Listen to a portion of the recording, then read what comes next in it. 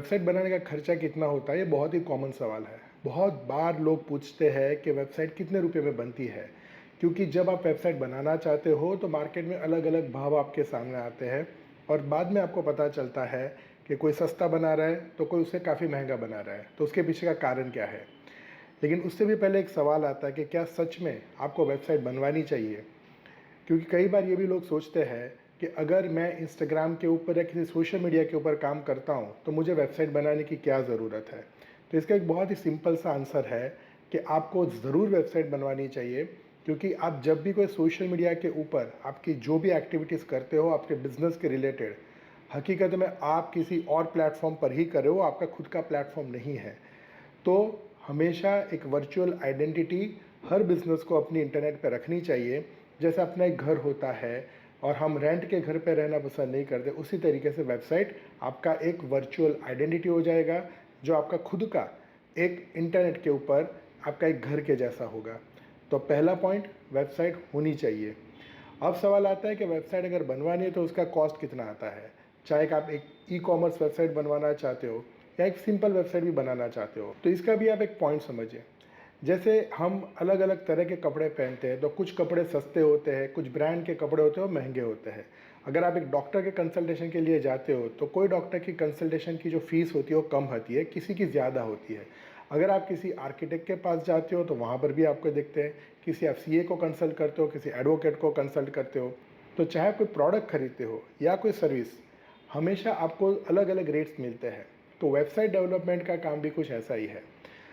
तो वेबसाइट सस्ते में बनती है कि महंगे में बनती है, उससे ज़्यादा ज़रूरी चीज़ ये होती है कि आप जिसके पास से वेबसाइट बनवाते हो उसके पास बैठ के समझिए कि ये जो कॉस्ट है उसका पर्पज़ क्या है।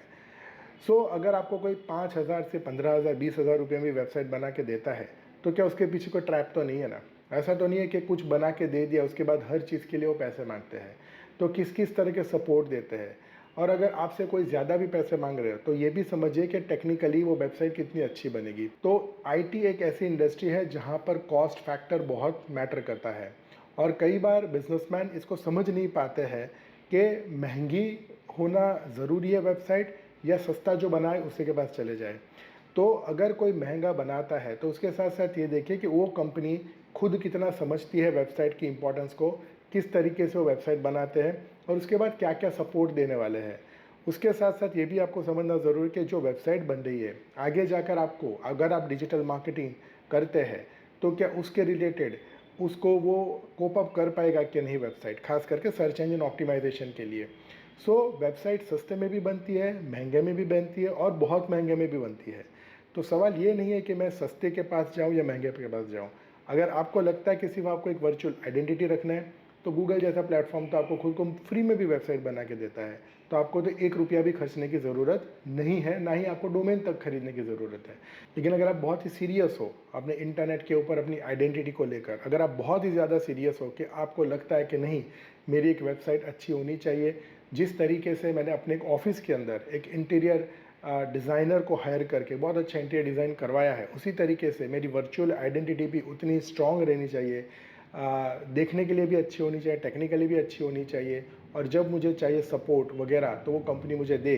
तो शायद आपको थोड़ा बजट ज़्यादा रखना हो सकता है। ये मुझे लगता है कि आपको एक क्लैरिटी देगा कि वेबसाइट सस्ती हो या महंगी, आपको डिसाइड करना है कि आपके लिए आपके बिज़नेस में वेबसाइट का रोल क्या है, और जो रोल आपको समझ में आ रहा है उसी के हिसाब से आपको अपनी वेबसाइट डेवलपमेंट के पीछे कॉस्ट स्पेंड करना चाहिए। अगर आपके पास कोई भी सवाल हो जो आपको लगता है कि उसका आंसर मैं दे सकता हूँ, तो आप मुझे वो सवाल भेज सकते हैं और मैं उसका ज़रूर आंसर दूंगा #AskVautik के अंदर।